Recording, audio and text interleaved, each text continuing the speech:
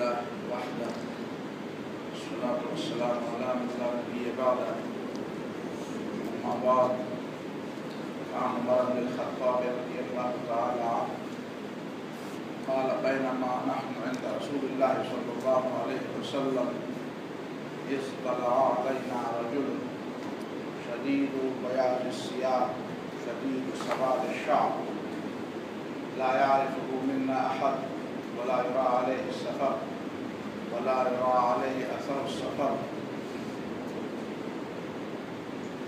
فجلس إلى رسول الله صلى الله عليه وسلم وأسند ركبتيه إلى ركبتيه ووضع يديه على فخذيه وقال يا محمد أخبرني عن الإسلام. یہ مشہور حدیث ہے، اس کا ابتدائی حصہ میں نے تلاوت کیا. اس کو حدیث جبریل کہتے ہیں. حدیث جبریل وہ حدیث جس میں جبریل علیہ السلام ایک انسانی شکل میں سائل اور پوچھنے والے کے انداز سے نبی صلی اللہ علیہ وسلم سے پوچھتے ہیں، اہم باتیں پوچھتے ہیں اور صحابہ کرام کو متوجہ کرتے ہیں تاکہ وہ ان بنیادی باتوں کو آسانی کے ساتھ سمجھ بھی سکے، یاد بھی کر سکے. جبریل علیہ السلام تو مقرب ملائک میں سے ایک فرشتہ ہے، اور فرشتوں کی سرشت میں اللہ تعالیٰ نے یہ بات رکھی ہے کہ وہ اپنی شکل تبدیل کر سکتے ہیں، مادی شکل بھی اختیار کر سکتے ہیں، اپنی اصل شکل میں بھی وہ منظرات ہو سکتے ہیں. رسول اللہ صلی اللہ علیہ وسلم نے جبریل علیہ السلام کو اپنی اصل شکل میں دیکھا، 2 مرتبہ دیکھا. سورہ النجم میں اللہ تعالیٰ نے اس کا تذکرہ فرمایا ہے، وَلَقَدْ رَآهُ نَزْلَةً أُخْرَىٰ عِندَ سِدْرَةِ الْمُنتَهَىٰ. تو اس حدیث میں جس کے راوی حضرت عمر فاروق رضی اللہ تعالیٰ عنہ، اور لگتا ایسا ہے کہ حضرت عمر فاروق رضی اللہ تعالیٰ عنہ اس حدیث کا جو ماحول اس وقت بنا تھا، اس ماحول کا بھی وہ تذکرہ کرتے ہیں. وہ سمجھانا یہ چاہتے ہیں کہ مجھے یاد ہے، پوری بات مجھے یاد ہے، اس لیے کہ وہ پورا ماحول مجھے یاد ہے.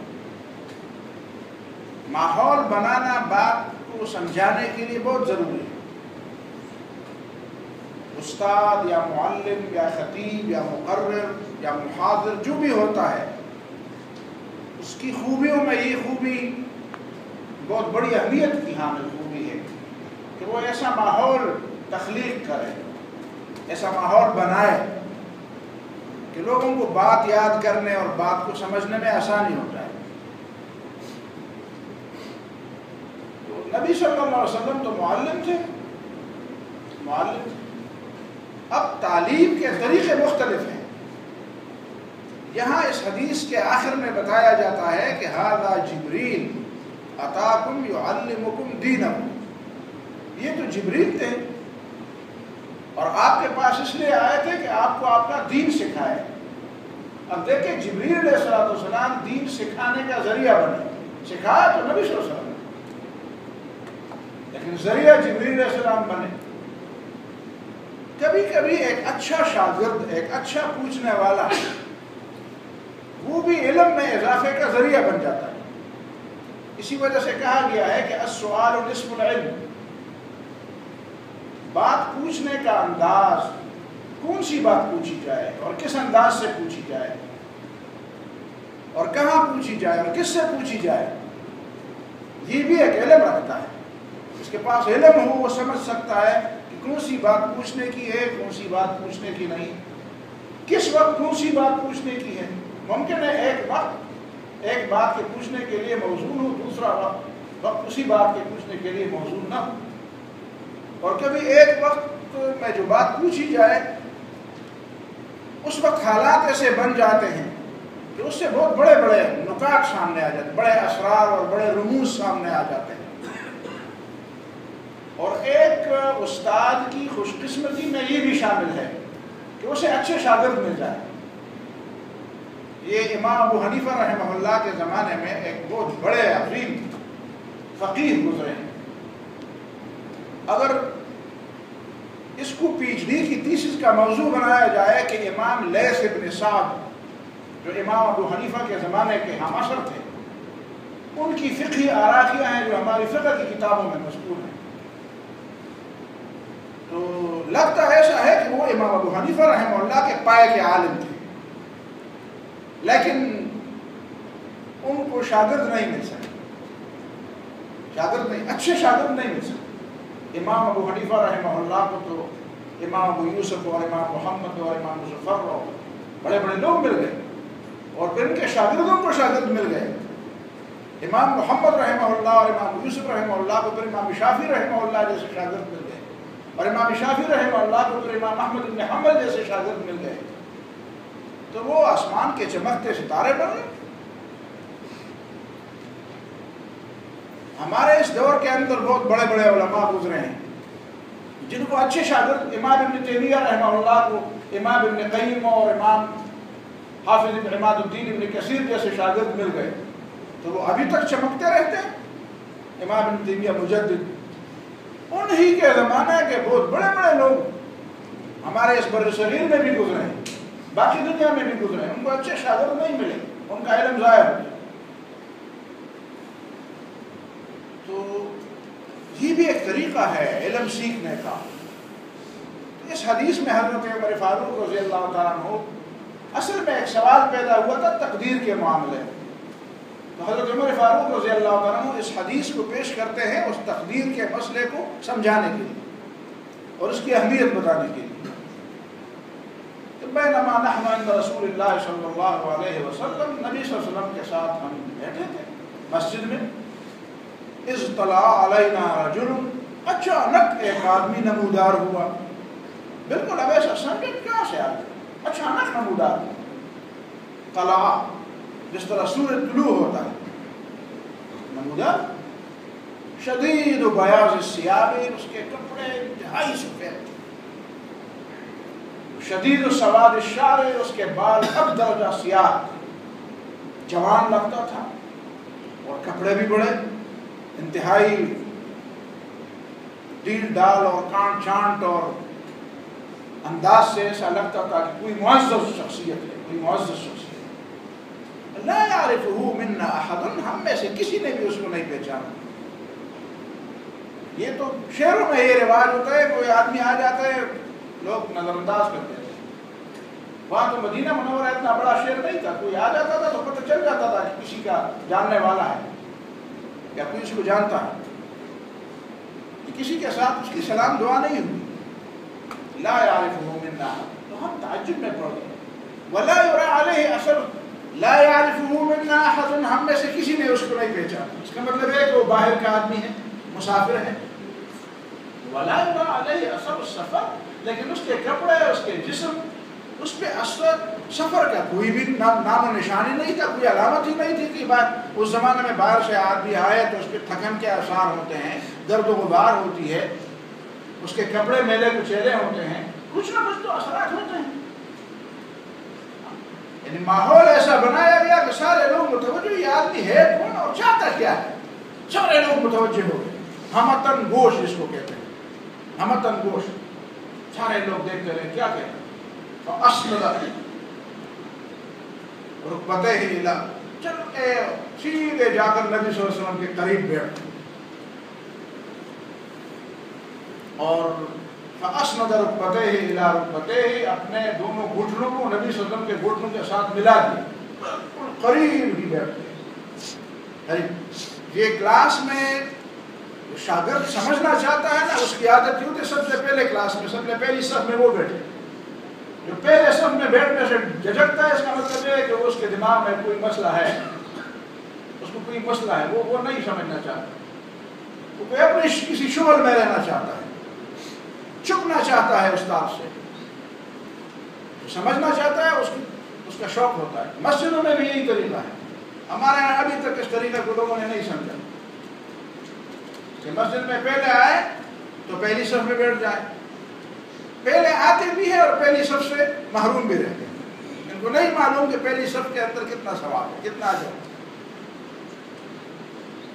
ہمارے بڑے شریر میں تو عام ہے, بلکہ تقریباً اکثر علاقوں یہی عادت ہے لوگوں کہ آتے ہی کوئی دروازے پر بیٹھ جاتے ہیں. باقی لوگ سمجھتے ہیں کہ اندر جگہ بھری ہوئی ہے. حرم میں ایسا ہوتا ہے, اندر جگہ خالی ہوتی ہے, لوگ راستوں میں بیٹھ جاتے ہیں اور لوگ تو سڑکوں پر صفیں بچھاتے ہیں. سنجیدگی سے سیکھنے کا طریقہ یہ ہے کہ آدمی سب سے پہلے صف میں آ جائے. وَوَضَعَ يَدَيْهِ عَلَى فَخِذَيْهِ, اور اپنے دونوں ہاتھوں کو اپنے دونوں رانوں پر یا نبی صلی اللہ علیہ وسلم کے دونوں رانوں پر رکھ دیا. یہ طریقہ بھی عجیب تھا. اگر نبی صلی اللہ علیہ وسلم کے رانوں پر رکھ دیا تو یہ تو اور بھی عجیب لگا, اور بھی عجیب لگا. اپنے رانوں پر رکھا تو چلو بہرحال طریقہ تھا. وقال یا محمد اخبرنی عن الاسلام, فوراً اس نے کہا محمد صلی اللہ علیہ وسلم مجھے بتاؤ اسلام کیا ہے. تو نبی نے فرمایا الاسلام ان تشهد ان لا الہ الا اللہ وان محمد رسول اللہ. اسلام کی بنیادی بات اس بات کا اعلان ہے کہ اللہ کے سوا کوئی معبود نہیں اور محمد صلی اللہ علیہ وسلم اللہ تعالیٰ کے رسول ہیں. وتؤتي الصلاۃ, تم نماز پڑھو. وتصوم رمضان, وتؤدي الزکات, زکات دو, رمضان کے روزے رکھو. وتحج البیت ان استطعت الیہ سبیلا, اور تمہارے بس میں ہو تو حج بھی چلے جاؤ. تو جب یہ نبی نے فرمایا تو اس آدمی نے کہا صدقت, تو نے سچ کہا. فعجبنا له, تو ہم حیران ہوئے. یسألہ ویصدقہ, ایک طرف تو وہ پوچھتا ہے اس کا مطلب ہے کہ وہ جانتا نہیں, اور دوسری طرف وہ کہتا ہے تم نے سچ کہا اس کا مطلب ہے کوئی امتحان لے رہا ہے. امتحان لینا یہ کیسی بات ہے؟ پوچھنے کا مطلب یہ ہے کہ نہیں جانتا, تصدیق کا مطلب یہ ہے کہ اسے پہلے سے پتہ ہے. تو بہرحال اور بھی تعجب پیدا ہوا تو ہم اور بھی متوجہ ہوئے. فوراً اس نے کہا کہ مل ایمان, اخبرنی عن الایمان, ایمان کیا ہے؟ قال ان تؤمن باللہ, اللہ پر ایمان ہے, وملائکتہ وکتبہ ورسلہ والیوم الآخر والقدر, تقدیر پر بھی ایمان ہو. ساری چیزیں اللہ تعالیٰ کی ہیں, یہ کائنات اللہ تعالیٰ نے بنائی. تقدیر کا سادہ سا مطلب یہی ہے کہ کائنات تمہاری نہیں, تم اس میں ایک بندے ہو, تم اس کا ایک حصہ ہو. تمہارے منصوبے کے مطابق, تمہاری مرضی کے مطابق نہیں چلتی اور نہ چلنی چاہیے. اور تمہارے پاس نہ علم ہے, نہ حکمت ہے, نہ اختیار ہے, نہ قوت ہے, تو تمہاری مرضی کے مطابق کیوں چلے؟ اس کی مرضی کے مطابق چلے جس نے اس کو پیدا کیا. جس نے پیدا کیا اسے پتہ ہے کیسے چلائی جاتی ہے اس کائنات کو, اور کیوں چلائی جاتی ہے, کیا حکمتیں ہیں اس کے اندر, کیا مقصد ہے اس کی تخلیق کا. انسان کو کیوں یہ پتہ چلے؟ انسان کیوں یہ پوچھتا ہے کہ یہ کیسے ہو رہا ہے اور کیوں ہو رہا ہے, یہ کیوں اور کیسے؟ اگر تمہیں پتہ چلے تو تم اس کو چلا سکو گے. باقی کائنات تو چھوڑے, زمین کو چلا سکو گے, قابو کر سکو گے. تو مطلب ہے کہ بندے بن کر رہو, بندے ہو, بندے بن کر رہو. وہ جو جانتا ہے وہ چلاتا ہے, اور جو چلاتا ہے وہ جانتا ہے. پھر اس نے کہا صدقت, ٹھیک کہا آپ نے. پھر فرمایا مل احسان, احسان کیا چیز ہے؟ تو نبی نے فرمایا احسان یہ ہے کہ ان تعبد اللہ کأنک تراہ, اللہ کی بندگی ایسے انداز سے کرو کہ تو خدا کو دیکھ رہا ہے. میں بار بار یہ مثال لیتا ہوں, لوگ مثال لیتے ہیں نماز اس طرح پڑھو. بھائی تعبد اللہ, اللہ کی بندگی کرو. بندگی صرف نماز کو نہیں کہتے. بس ہماری ٹانگ ٹوٹتی ہے تو صرف ایک نماز پر ٹوٹتی ہے. حدیث میں تو بندگی کا لفظ آیا, نماز کا لفظ نہیں آیا. آپ نماز کی مثال دیں, لیکن اور بھی کوئی مثالیں دیں نا. حقوق العباد کی بھی کوئی مثالیں دیں. کہیں اللہ تعالیٰ کے دین کی دعوت کی بھی کوئی مثال دیں, کہیں جہاد کی بھی کوئی مثال دیں, کہیں سیاست اور معیشت اور معاشرت اور حقوق العباد اور ہمسائے کے حقوق کی, کبھی خاندان کی. یہ مثالیں دینا, ایک مثال پر آپ ہمیشہ اتفاق نہ کریں. ان تعبد اللہ کأنک تراہ, جو عبادت ہے عبادت اس انداز سے کی جائے کہ اللہ دیکھ رہا ہے اور تو بھی اسے دیکھ رہا. کأنک تراہ, گویا کہ تو خدا کو دیکھ رہا. جب بندہ مالک کو دیکھتا ہے نا تو ٹھیک کام کرتا ہے، جب نہیں دیکھتا تو پھر ہر ایک سے پوچھتا ہے۔ ہمارے ہاتھ دیہاتوں میں ہم پلے بڑے ہیں، تو جب ہمارے ہاتھ پہ گڑی ہوتی تھی، کبھی دیہات میں چلے جاتے تھے تو جو دہقان یا جو دیہڑی دار کھیتوں میں کام کرتے تھے تو راستے میں پوچھتے ہاں سٹے تھے، وہ بس اسی بات پہ سوچتے تھے کہ کتنا ٹائم گزر گیا، دیہڑی پکی ہو گئی کہ نہیں۔ کأنک تراہ، یعنی بیگار نہ کر۔ میں لوگوں سے بار بار پوچھتا ہوں کہ ہمارے لوگ منگزار ہیں، پشتو میں منگزار کہتے ہیں، گزاری، منگزار، نماز کو پھینکنے والے، پھینک رہے ہیں، پتہ نہیں لوگوں کو کیا ہو گیا ہے یہ نماز گزار بنے۔ کأنک تراہ، خدا کو دیکھ رہے ہو۔ حدیث میں ہے ایک شخص نے قبلے کی طرف تھوکا، قبلے کی طرف، نبی صلی اللہ علیہ وسلم نے اس کو سمجھایا اللہ کے بندے جب تم خدا کے سامنے ہو تو خدا بھی تمہارے سامنے ہے، وہ بھی تمہاری طرف متوجہ ہے کہ میرا بندہ مجھ سے ہم کلام ہو رہا ہے اور تم اسی طرف تھوک رہے ہو۔ ایک طرف تم سمجھتے ہو کہ میں خدا کے سامنے خدا سے باتیں کر رہا ہوں، اور دوسری طرف اسی خدا کے سامنے تھوک رہے ہیں، کتنی بری بات ہے۔ کأنک تراہ، بندگی ایسے کرو جس طرح تم خدا کو، فإن لم تكن تراہ فإنه يراک، تم تو نہیں دیکھ رہے ہو تو یہ تو سمجھو کہ وہ تو دیکھ رہا ہے، پھر اس نے کہا ٹھیک ہے، پھر بتایا کہ متی الساعہ، قیامت کب آئے گی، یعنی قیامت کی بات وہیں پہ ایمانیات میں ذکر بھی کی گئی، قیامت کو مانو، الیوم الآخر پر ایمان کی بات ایمانیات میں پوچھی گئی تھی، اس میں آ گئی، لیکن دوبارہ پوچھا متی الساعہ، قیامت کب آئے گی؟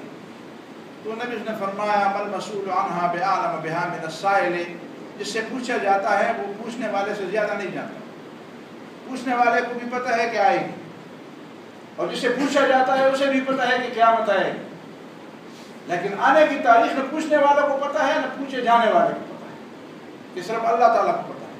ثقلت فی السماوات والارض لا تأتیکم الا بغتہ، یہ آسمان و زمین اس کائنات میں بہت بھاری بات ہے، بہت بھاری خبر ہے، اکاد اخفیہا، کہ اپنے سے بھی چھپانے والی بات ہے، اپنے سے بھی چھپانے والی بات ہے، اتنی چھپی ہوئی بات ہے۔ پھر فرمایا اس کی کچھ نشانیاں بھی ہیں، اور ایک روایت میں یہ ہے کہ نبی صلی اللہ علیہ وسلم نے خود نشانیاں بتا دی، سأخبرک عن اماراتها، میں تمہیں نشانیاں بھی بتاؤں گا، قیامت کی نشانیاں کیا ہیں۔ ایک نشانی یہ بتائی کہ ان تلد الامۃ ربتها،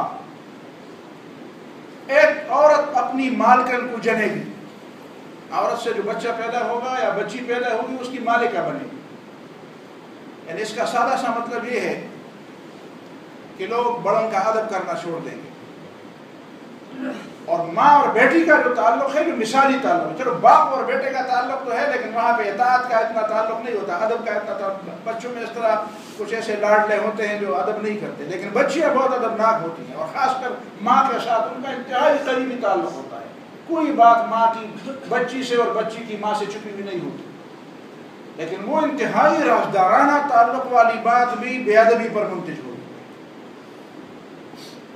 بے ادبی پر منتج۔ وَأَن تَرَى الْحُفَاةَ الْعُرَاةَ رِعَاءَ الشَّاءِ، اور تم ان لوگوں کو دیکھو گے جن کے جسم پر پورے کپڑے بھی نہ تھے، جو ننگے پاؤں اور ننگے سر گھومتے تھے، جو بکریاں چراتے تھے، يَتَطَاوَلُونَ فِي الْبُنْيَانِ، بڑے لمبے لمبے اونچے اونچے ٹاور بنانے میں ایک دوسرے کی مقابلہ کرتے ہیں۔ دبئی میں پتہ نہیں 110 منزلہ ہے کہ 120 منزلہ بن گیا، جدہ میں 140 منزلہ والی بن جاتی ہے، ٹاوریں بنتی ہیں۔ ہمارے ذہن میں ابتدا میں یہ ہوتا تھا کہ یہ ہمارے بارے میں ہوگا، جب وہاں پہ پتہ چلا تو اس کا مطلب یہ ہے کہ سب سے پہلے مصداق وہ لوگ ہیں، خفاتن عوراتن، بکریاں چرانے والے، ننگے پاؤں پھرنے والے، جن کے جسم پر پورے کپڑے نہیں ہوتے تھے، یتطاولون فی البنیان، پیسے کو ضائع کرنے والے، عیاشی میں اڑانے والے، مقابلے میں اڑانے والے۔ کتنے لوگ مسلمان دنیا میں بھوک مر رہے ہیں، اور کتنے مسلمان ہیں جو اپنے تعلیم جاری نہیں رکھ سکتے، بچے جوان ضائع ہو رہے ہیں، جوان، یہ پیسہ تعلیم پر خرچ نہیں ہوتا، یہ مسلمانوں کی کسی رفاہی کاموں پر خرچ نہیں ہوتا، اس کے لیے بس یہی ہے کہ عیاشی میں اور بدماشی میں اور مقابلے میں اور کتنے بڑے بڑے لمبے اور کتنے محلات بنے ہوئے ہیں یتطاولون فی الدنیا.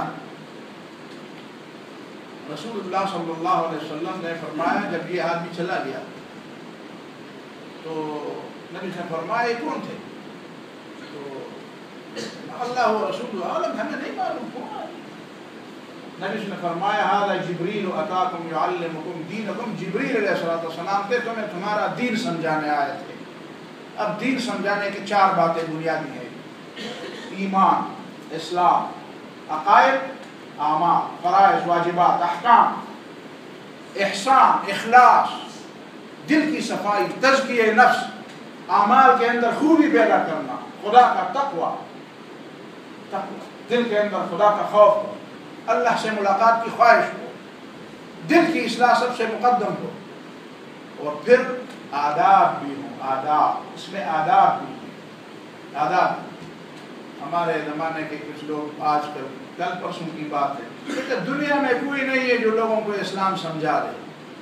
دنیا میں بہت زیادہ لوگ ہیں لوگوں کو اسلام سمجھانے والے. تم ہاتھی کے کان میں کہیں پڑے ہوئے ہو، تمہیں پتہ نہیں ہے لوگ سمجھانے والے. کتنے لوگ ہیں مغرب کے، کتنے لوگ ہیں امریکہ، یورپ اور برطانیہ اور فرانس. ان لوگوں پر تو زلزلہ تواری کہتے ہیں اسلام تو آ کر ہمیں پورا بہا لے جانے والا ہے، اسلام کا سیلاب آ رہا ہے، سیلاب آ رہا ہے. اور یہ چیزیں ہیں دنیا کے اندر سمجھنے والے بھی سمجھا. کوئی عقیدے کی بات سمجھاتا ہے، کوئی اعمال و احکام کی بات سمجھاتا ہے، کوئی دل کی اصلاح کی بات سمجھاتا ہے، کوئی آداب اور معاملات، یہ چیزیں سمجھاتا ہے. کوئی کس راستے سے آ رہا ہے اسلام کی طرف، کوئی کس راستے سے آ رہا ہے. سب کے لیے اللہ تعالیٰ نے بندوبست فرمایا. ایسا کوئی نہیں ہے کہ وہ اسلام کو آنا چاہے اور اس کو اسلام سمجھانے والا کوئی نہیں ملا. ضرورت اس بات کی ہے کہ ہم بھی اس میں اپنا حصہ ڈالیں.